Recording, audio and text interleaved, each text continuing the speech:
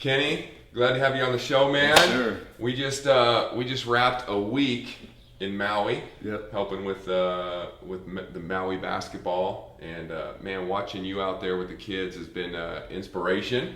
Oh, Yeah, it's I work a lot with kids, and you have an amazing way, kind of working with them, and obviously your story, which I'm excited to share with our viewers. But also your amazing basketball ability. I think that's something we got to talk about, and how God has worked in that journey. So, I know your testimony is powerful. But I think getting into that, I think we got to go back kind of a little bit to you as a youth. Okay. So I think that has a big part of kind of how you turned your life around. You want to share a little of that with us? Yeah, definitely. Growing up, I let everybody know, man, I grew up in a home where both of my parents used drugs and alcohol. My house was that party house every Friday and Saturday night, man. That's, my mom was one of 5 sisters, so she had all 5 beautiful girls there, and my dad with all his friends and, uncles, and everybody was there. And me as a young kid, I wanted to be a part of that scene. I was always looking to be, part of the party, and they used to take all the kids and they'd throw us all in the back room, put a movie on and whatnot. And I just remember one time sneaking out of that room and peeking down the hallway, making sure that my parents weren't around, and I seen my uncle and 2 of my dad's friends sitting there drinking, and I remember picking up one of the beers and just taking a big swig of it, and they, ruffled my hair up and start laughing. They're picking me up, and just the message that I got from them that day was one of approval. It wasn't like, hey, don't do that. It was more so, this is how you act if you want to be accepted into this, crowd. And, that approval of drinking, it just kind of stuck with me. By the time I was 11 years old, man, I started smoking weed for the first time. And by 13, I was selling drugs, and by 15, I had moved from marijuana to cocaine to methamphetamines, and that's really where my life took a turn for the worse. So, Wow. all those seeds that were planted at a young age, with watching my father, and then also, extended family, cousins, and then the environment that I grew up in. I grew up in West Phoenix, the Maryville district, which was the highest drugs, gangs, murder, highest rates at that time. And so the environment had impacted me as well. But also the music and the movies that, I loved to watch and looked up to. Boys in the Hood, Menace to Society, some classics like that, that idolized that gang lifestyle and hood mentality. But also the music. I loved music and would go to sleep every single night, with headphones on, and, you're listening to hip hop music and artists that are glorifying that lifestyle as well. So all those seeds that were being planted was just that mixture of cultivating that type of person that I was to become. Man, was sports a part of your life at that time when you were young, or was it? Yeah, sports was a big part of my life. Like a lot of coaches said this week, man, if it wasn't for basketball, if it wasn't for the sports, definitely that's the same case for me. My oldest cousin, he was involved with gangs, and he had a big influence around, with our city, and his friends and the gang that he was kind of affiliated and connected with. And I wanted to be a part of that family. I wanted to be accepted in, and because of my athletic ability, I remember him telling me, like, you don't belong out here. That you have the talent, you have a purpose for your life to go out and do something greater, something better. And so if it wasn't for sports, I definitely would have been all involved with that, street life. And I played baseball, basketball, football, all as a kid, but the main thing I kind of gravitated towards was tackle football. Really? Yeah, so at 5 years old, my dad put me in tackle football, and I played that till I was about 13. Nice. Yeah, I was just, that contact, I played nose guard and middle linebacker on defense. Okay. So those are the main ones, getting the action, sacking the quarterback and stopping the running and whatnot. And then on offense, I play quarterback or wide receiver. So if we needed a touchdown, I could switch to a wide receiver and just go up and get it. I bet you were nice out there. Yeah. I think that's important, because I've heard the rest of your story, and I know we're going to get into that. But, as a parent, too, I know you have 2 daughters. Yep. And, the things that our children are taking in is such a valuable thing that the parents need to have a handle on. Yeah. I think social media now is that. I mean, you talk about those movies. I can remember Beastie Boys in my life. Oh, you know, yeah. it was like, and I remember my dad saying, "Don't listen to that," and Mm-hmm. sneaking that, and just it does send those messages that are not glorifying to God. Right, right. And you know, I always think with sports ministry is so powerful because hopefully at home they're getting some of that. Mm-hmm. But I think, and your story shares that if we're not getting it at home, hopefully there's a coach, Mm-hmm. there's an athlete, there is a youth pastor, somebody else that hopefully is giving them that same godly advice. Mm-hmm. Is so powerful, especially for young people. I mean, I know you have teenage daughters, and Yeah. you know, I can just imagine you want other people around them. I know I have young kids, and it's like, it's not only the stuff I'm telling them, because they're going to stop listening to us. Yeah. At some point, we're that rock and that foundation, but having those other people around is so valuable. And I think with cell phones and the easy access to stuff now, we got to be careful as parents. Definitely. Yeah. So what's something you do with your girls that's like, hey, we're trying to, I'm getting you not shelter too much, but hey, man, there's you know, it can be dangerous out there. What do you do for them? Definitely. Well, I mean, for me, kind of knowing both sides, where it's the physical dangers and then also having now this spiritual sense and knowing that we have an adversary that really is, you know, on the prowl, basically, you know, seeking whom he may devour and, you know, kill, steal, and destroy, basically. So I'm watching and guarding in their life on both sides, that physical and spiritual aspect. But when you talk about social media, man, that was definitely something that I seen. Not only was it something that impacted in my life, because social media, that's where you're getting a lot of your influences from, you know, in today. For me, not wanting to drink and smoke, you know, not wanting to go out and, you know, have sex with different women and things like that, being married and having a family. But you're scrolling through Instagram and you're seeing even your friends posting pictures of girls that are half naked or posting pictures of smoking and drinking and all those kind of things. Those influences and seeds are still being planted. And for my daughter, it was just like, you know, this is a no-no for sure. Like, we're shutting this down early. With her getting into middle school. So we homeschooled the girls. Okay. You know, when I was traveling for 4 years, I was sponsored with Sprite, Nike, Red Bull, was traveling the world, you know, internationally, and winning dunk competitions, doing celebrity games, setting up events, different things like that. So I traveled probably 10 months out of the year nonstop. Wow. Fly in, you know, get home, be home for a day and a half, fly out, be gone for a couple weeks, come back, and just kind of in and out like that. And so we homeschooled our girls and we would take them around. So that was like the best thing I think that I did as a father, was just, you know, financially I had to cover all of that. You know, they would cover my flight and my hotel, but I'd have to cover the family and the girls, you know. But having them with me to be able to train them and teach them and expose them to different cultures and just environments and things, I think that was kind of like the best time. But when she got to middle school, you know, it was like, that's when sports kind of starts taking serious, you know? Yeah. So putting her back into school in middle school, she was just exposed right away to all of it. She'd come home and say, like, dang, these kids cuss like, you know, cuss like crazy. And, oh my gosh, what is this and what is that? Like, you know, beginning to ask those kind of questions of different things where you're just like, oh my God, we got to go through this now.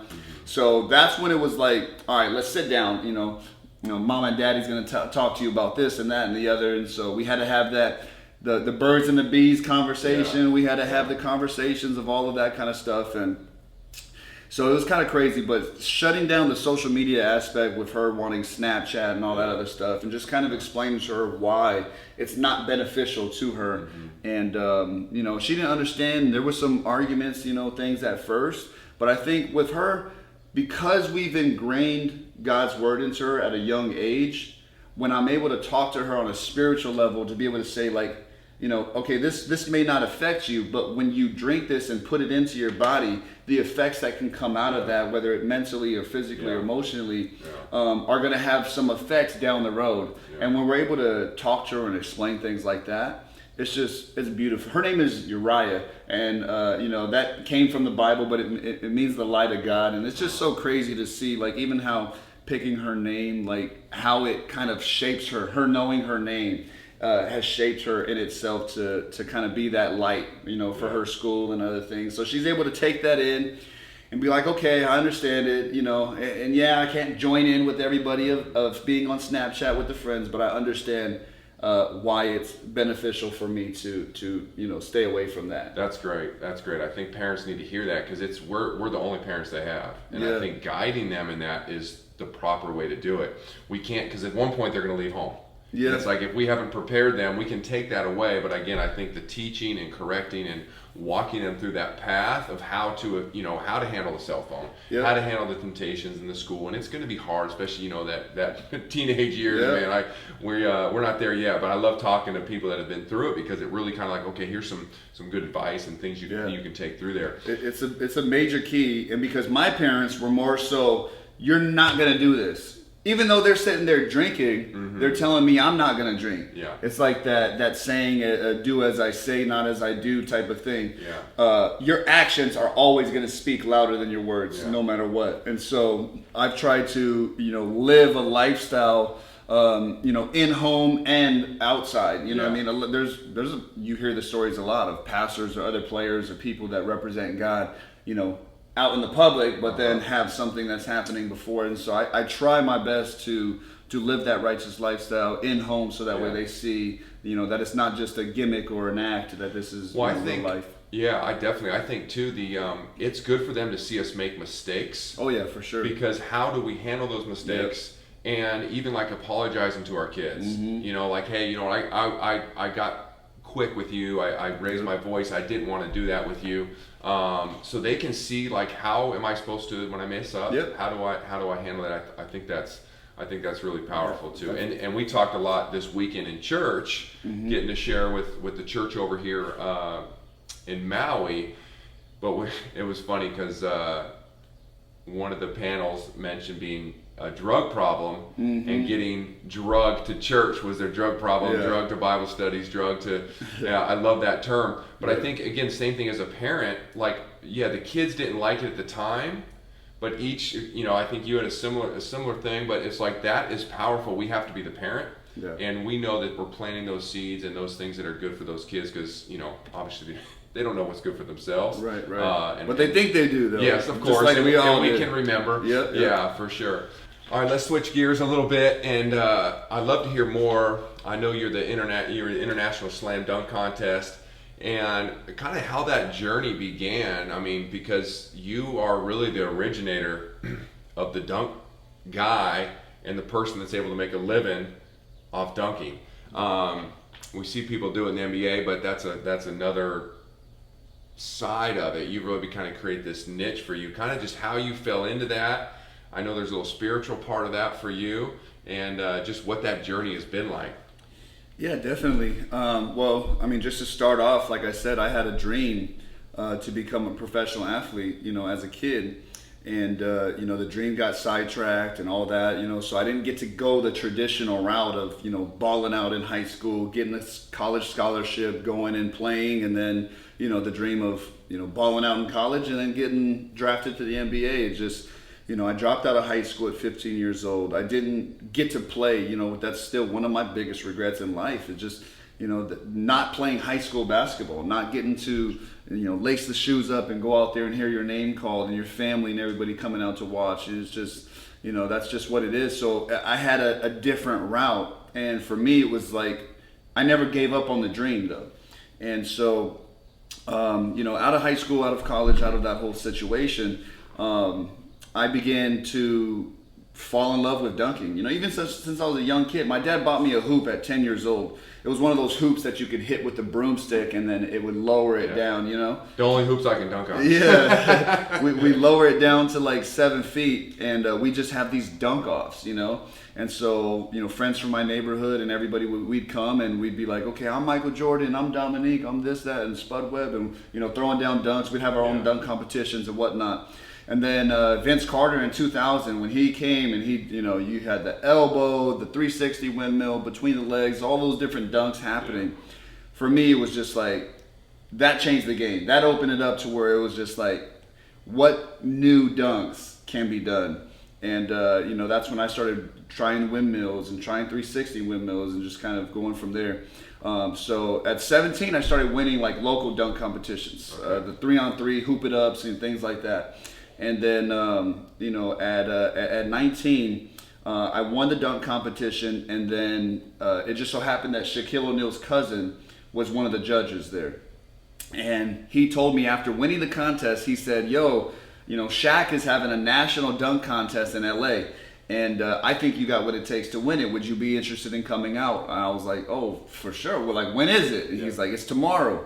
And so I was like, oh, I'm down. So, they flew me out there. I landed straight off of the plane, LAX, get into the cab, shoot down to the court, get to the court. Competition is like already about to start. The guys are on the court warming up everything. And, I get my shoes, my jersey, everything, and I'm putting it on, sitting down on the bench, watching them warm up. And this is the first time that I've ever competed in anything outside of Arizona. When you're playing against guys that like you're not intimidated by, but when you see, guys that are 6'5", 6'10", 7 foot, one dude, his nickname was 7 and some change, because that's how tall that fool was, 7 foot tall and some change. And it was crazy just watching them. They're dunking, they're slamming, they're shaking the backboard, slapping the glass, yelling. And I always tell everybody, man, these guys were bigger than me, they were stronger than me, and much uglier than me, and I was intimidated. I didn't even get up off of the bench, man, to warm up.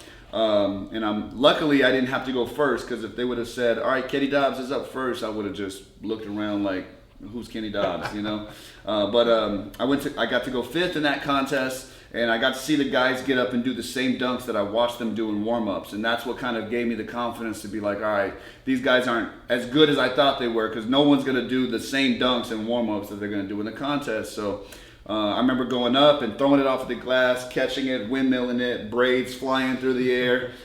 For me at 6'3", that's like seeing Steph Curry get up and do some kind of crazy dunk, So it was kind of poetry in motion, and I dunked it, and everybody went crazy, and it literally felt like slow motion, like that Dave Chappelle episode when he's playing against I think it was Prince or somebody, I forget. He's playing in that Dave Chappelle episode, and he dunks it, and Fritz comes down in slow motion, and it just kind of felt like that, man. It was crazy, and I went on to win that competition.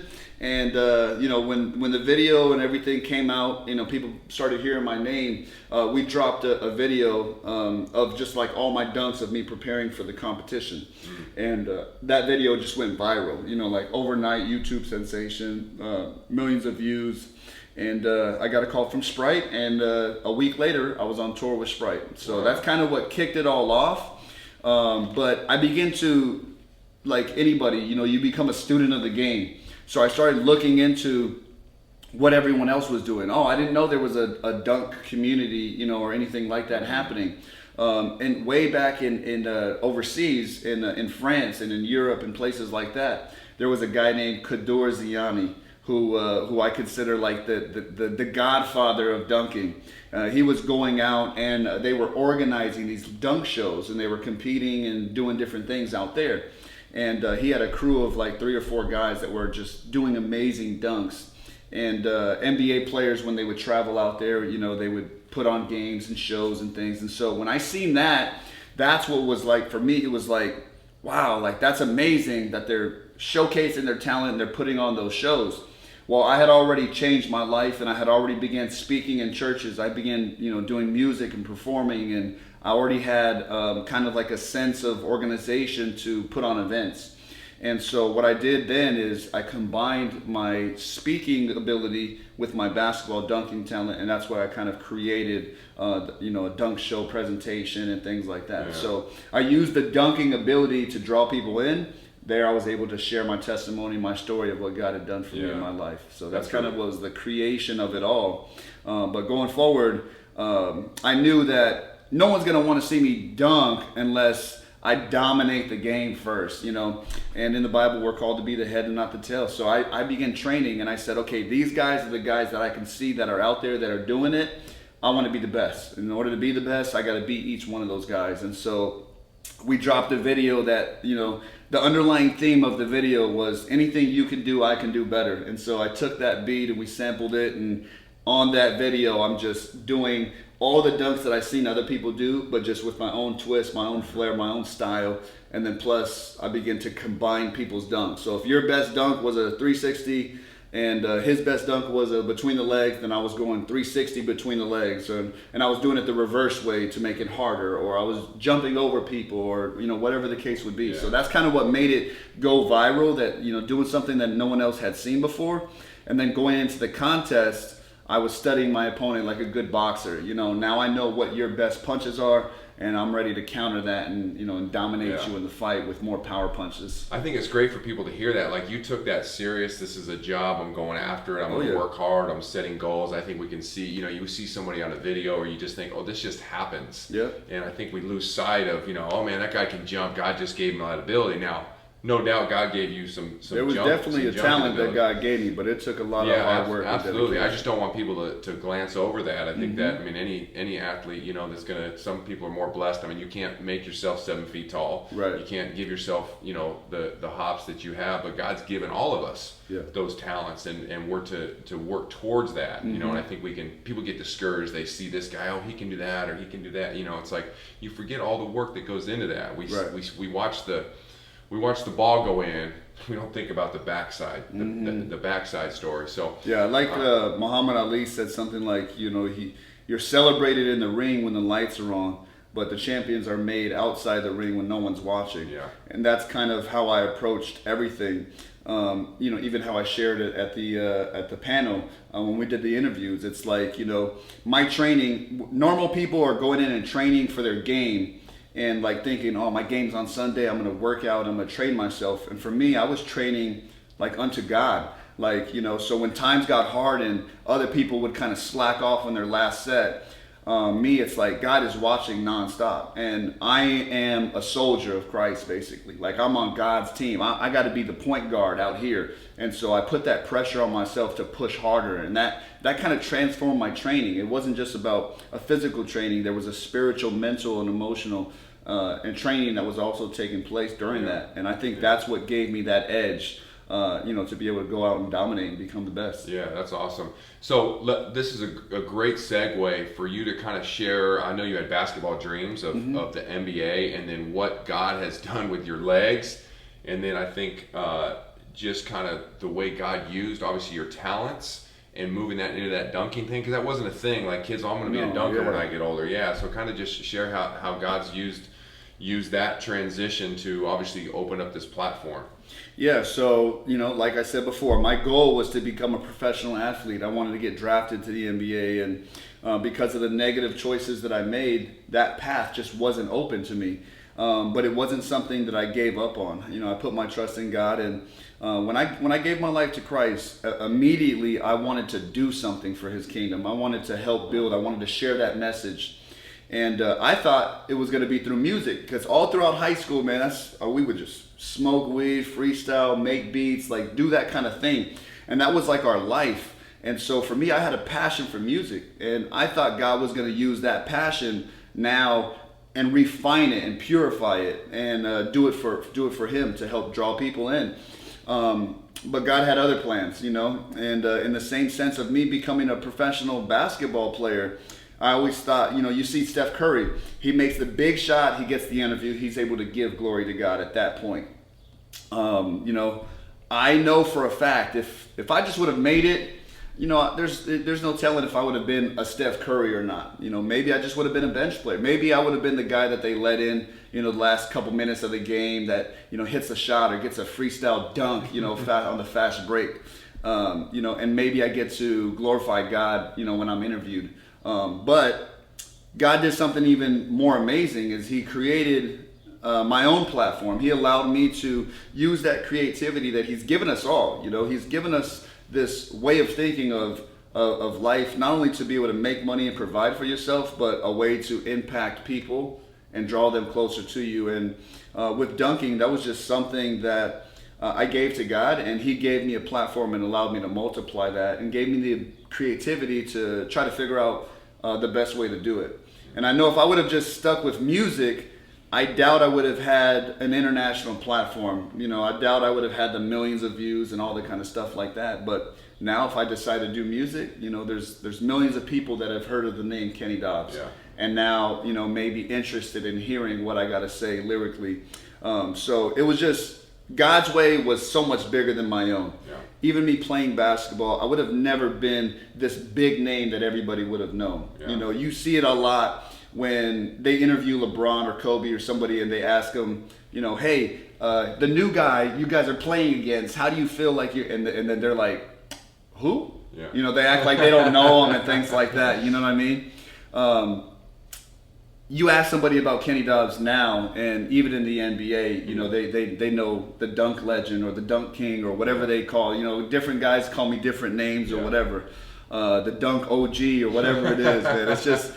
It's just crazy to see that, you know, these guys in the NBA have been impacted and seen the videos and seen the ability that God has given me and the platform that we've created.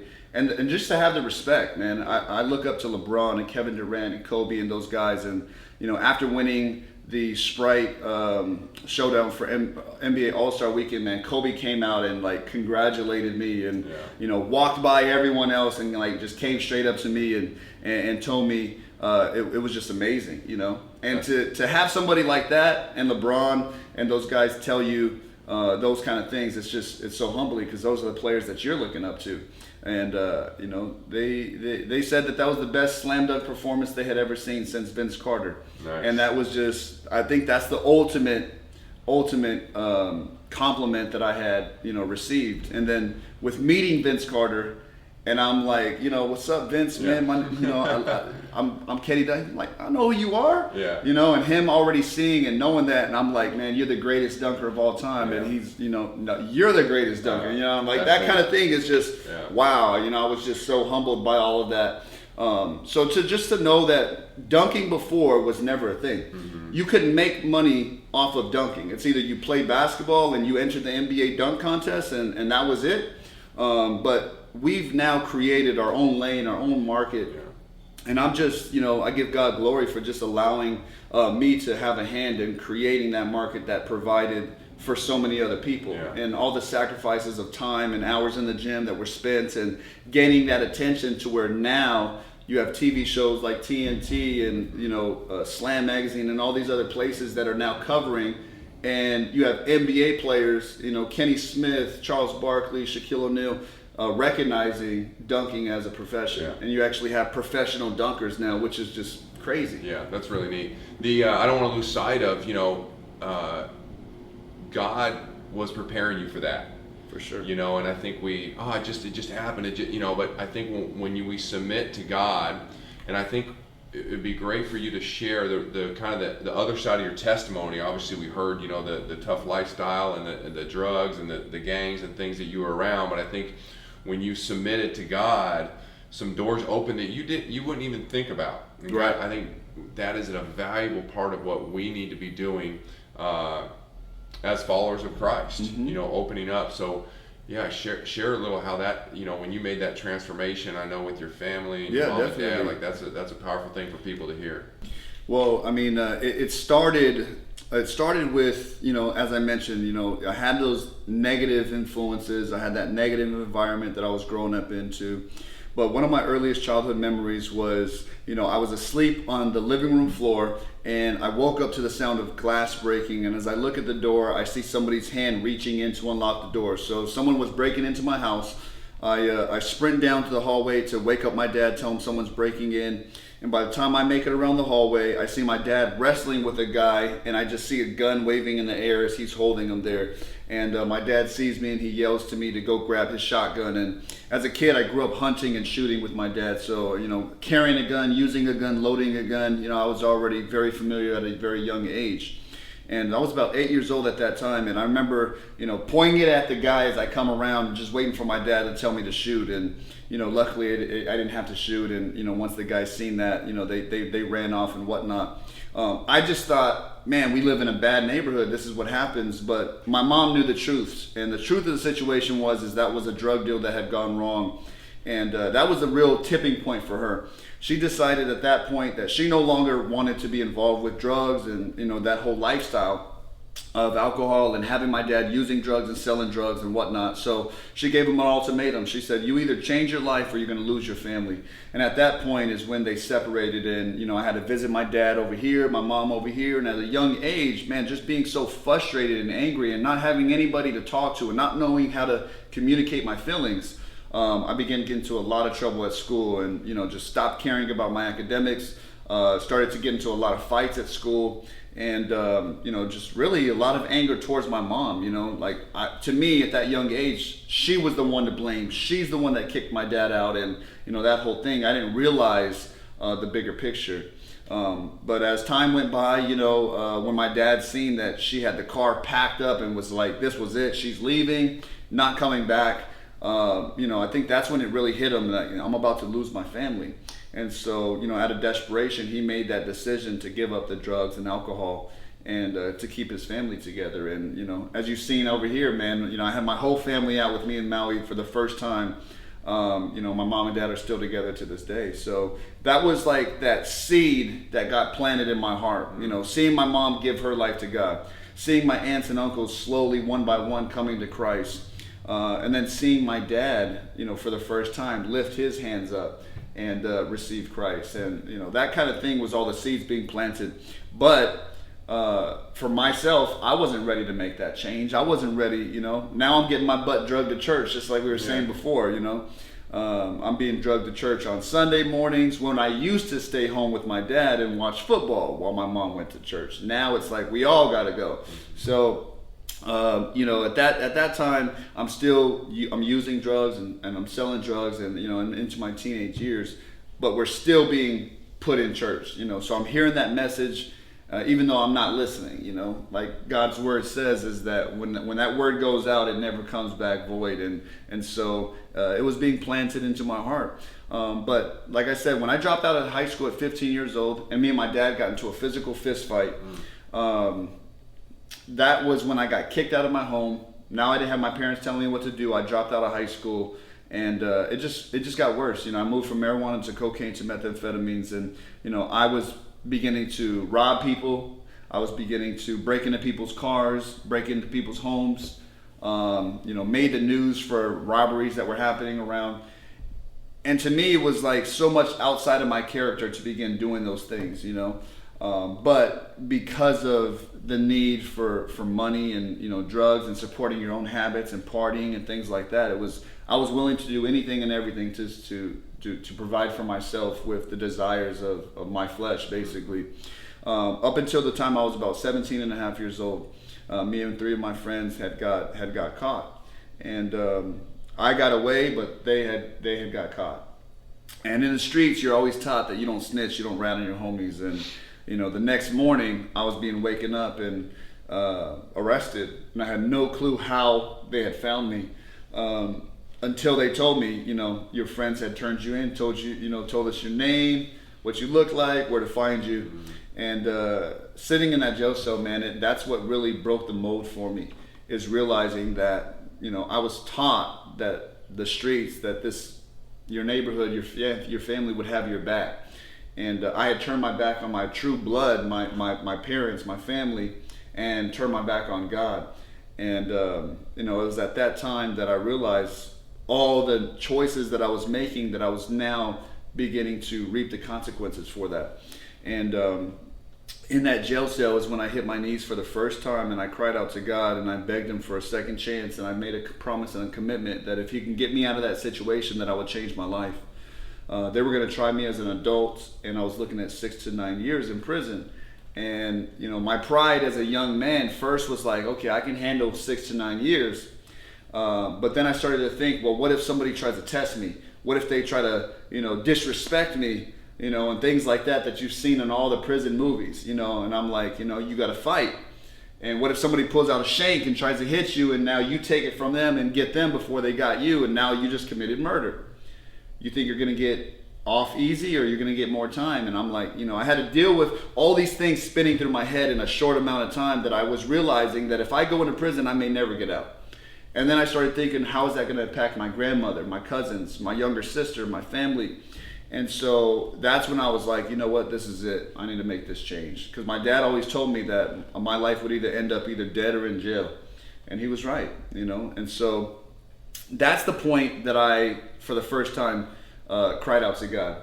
And from what I had heard in church, that God will never leave you or forsake you, that, he's waiting with open arms, and that if you just choose to believe that he sent his son Christ to die for your sins, and you put your faith in that, and you make that decision to repent of the things you were doing and turn away from that you would be saved. And I knew that I had done that day, and my prayer to God would soon be answered, because fast forward, now I'm sitting in the courtroom, and it just, a miraculous thing happened. The witness for the crime didn't show up, and the arresting officers had made some mistakes. They didn't file paperwork correctly.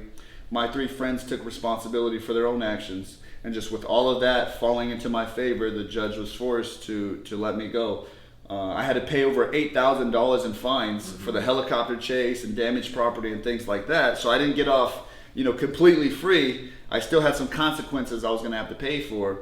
But when my attorney looked at me and said, "Man, it's a miracle that you're not going to prison right now," just that word miracle associated with me with God, and it like sucked me back in time when I was sitting on that jail cell on my knees crying out to God, begging him for a second chance, that if he got me out of the situation, I would change my life. And so since that day, man, I've been on this path right now, and it hasn't been easy, and to be honest, I haven't been perfect. Even after that, I had fell back into sin, fell back into alcohol or drugs, or used since that point. But the crazy thing is that now, as I did those things, I was convicted within my spirit, and it allowed me to see that I gave this lifestyle up. It no longer had the same thrill that it used to have. It was now something that when I did it, it kind of cringed, and so I didn't want that feeling. That's the conviction of the Holy Spirit that the Bible talks about. And so it took away the desire from me. And it made it easier as it went to give those things up. And, to this day, I'm drug and alcohol free. Awesome. Yeah. Praise God. Yeah. Yes, so powerful. So powerful. I think for any young person, and I think you spoke on, I don't know if you use the word consequences. There's consequences for things that we do. Yeah. But finding God, and then, obviously what you've been able to do with basketball and the gifts that God has given you, just amazing. So we always like to ask, and I think especially coming, I know your dad's powerful, but after you found the Lord, and trying to get right with God, was there somebody in your life that was there kind of lifting you up, discipling, kind of guiding you in that path to be closer with God? Yeah, like I said, seeing my dad give up that lifestyle for his family, seeing my dad come to Christ, that was big, but it didn't make me turn. My oldest cousin, I'm the second oldest of the grandchildren. And so, he was involved with gangs and involved with drugs. I mean, how he walked and talked and dressed, I wanted to be just like him, And he ended up passing away at 19 years old. Before he passed away, he gave his life to Christ, 100%. And he began going to discipleship meetings. And I remember he challenged me to come to one of the discipleship meetings. And as I came, that's when another seed was planted in my life that, God has a bigger plan, purpose, and destiny for my life, and that I'm wasting it out here. And, he challenged me to get it right. It was just as simple as that, get your life right. Yeah. And I knew exactly what he meant by that and what areas were out of order in my life. Mm-hmm. And then he passed away at 19, and that made me the oldest of all the grandchildren. So the realization of now I'm the leader that everyone's looking up to, that was another thing that for me was a turning point. But throughout my life, the biggest influence I had that was living right for God, that had turned away from their sins, that was, athletic and, pushing me towards sport, was my Uncle Alex, man. My Theo Alex was always there for me. When me and my dad were bumping heads, my Theo Alex would step in and be able to bring some clarity to the situation and help me see where I was wrong when I'm thinking, my dad is the problem. My uncle was like, well, did you do this or did you do that? Or could you have done this better or whatnot? So he was always there to kind of mold me and shape me, physically and spiritually. But he was also there, the one that was pushing me with basketball. So him and I, whenever he would come over, it would be, as soon as he walks in the door, boom, I'm attacking him. We're fighting and wrestling and things like that. But he'd take me into the backyard and we'd play one-on-one. He'd never let me win, and he would just dominate me. Yeah. And then, as years went on, I'd score 1 or 2 points, and then he started physically, bumping me and, putting more pressure on me. And that's the kind of stuff that that makes you better. Yeah. But not only did he push me on the basketball court, but he pushed me, in life as well. And he challenged me spiritually. And, you know, having my uncle come out here to Maui and just be able to share in all this experience with us today was just, it was amazing. That's really cool. Well, It sounds like he could speak into your life. Definitely. You know, and I think we have to have people around us that can speak into our life, and especially that are going to be speaking things that are God honoring. Yeah. You know, we surround ourselves with who we surrounded ourselves with. I know with my kids all the time, like, are the friends you're making, are they making good choices? Yeah. You know, are they making choices that are going to be honoring God? And I think that's such a powerful thing that we can veer off, and someone's going to say, hey, come on. You know, and that they have that powerful voice into your life. It's a really powerful thing. So tell us what's been a couple of the coolest things that you've gotten to experience with traveling the world. I know you travel all the time. You get to meet people and have been involved in, obviously, with a lot of celebrities and different things. But what are a couple of just the really cool things from being a slam dunk international travel dunk guy? Well, shoot, man. You know, obviously meeting all the cool NBA players. You know, I've pretty much met all the all-star players for the past 10 years. You know, and getting, like I mentioned, you know, having your favorite player recognize you, you know you by name or call you, you know, the dunk legend or whatever the case would be. That's all cool stuff. But I mean, honestly, to me, the best part is being able to have the opportunity to travel and bring my family along with me. Coming out here was probably my most amazing trip ever. Yeah. My mom, dad, grandmother, aunts, uncles, cousins, you know, my daughters, my wife, everybody came out for this trip. And this was just an amazing experience. But, you know, traveling to places like Africa, Europe, Asia, Paris, you know, seeing all these things that you've seen in the books growing up, you know, kind of like, man, one day I want to go there. And now, you know, here we are, being able to see all those places that you never dreamed about going to. Yeah. So, you know, that stuff is pretty amazing. I think the next place I'm going to that's kind of like from my bucket list is I'll be traveling to Brazil. I'll be going with Hope Chapel and Pastor Ben. Okay. We're gonna be doing a cool ministry trip out there to Brazil. So I'll be performing and throwing down some dunks and running a basketball camp. But the cool thing is we're using that to draw all those locals in to be able to hear that testimony and about the power of God and how, you know, he can impact their life as well. Sports is amazing for that. I mean, just as a ministry opportunity, because people, it's part of our culture. It's popular. It's around. You can't get away from it. I mean, you just think of all the money involved in these contracts. Oh yeah. You know, just if we're speaking about basketball, I mean, it's worldwide, and people want to be about it. And the fact that you're able to use that and then share the gospel, and I know you're great speaking with the kids and giving that message, that testimony. It's so powerful. We got to use. We love sports, man. We got to use it for the kingdom. And I love how you're doing that. Yeah. Your message is powerful, and you can just see God working in each of that, you know, each part of your life. And for anybody watching, I mean, God's right now. He's doing something. You know, it's that everyday obedience to follow Him, and God's going to use amazing things. You might not be the slam dunk winner, but God's going to do something with you and the gifts He's given you. For sure. Tell us about this. I thought this was really neat. So it's an NBA 2K, right? Yeah. So the people got to know. People got to know for anyone playing NBA 2K.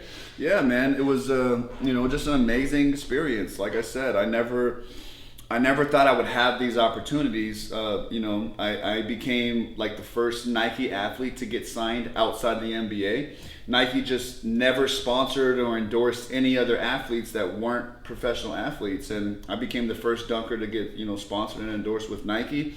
Another cool thing was the video game that I love to play, you know, NBA 2K, reached out to me and you know, asked if I would like to come out there to be a motion capture athlete. And I went out there and spent a week, man, just throwing down every possible dunk you could think of.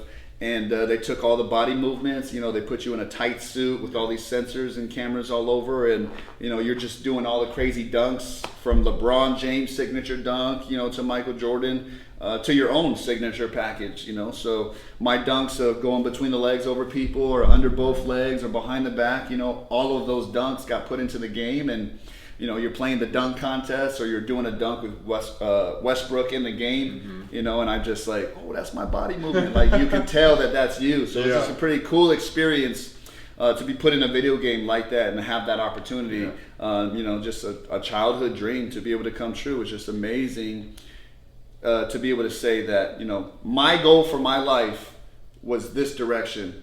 And God took his will for my life and just made it so much bigger.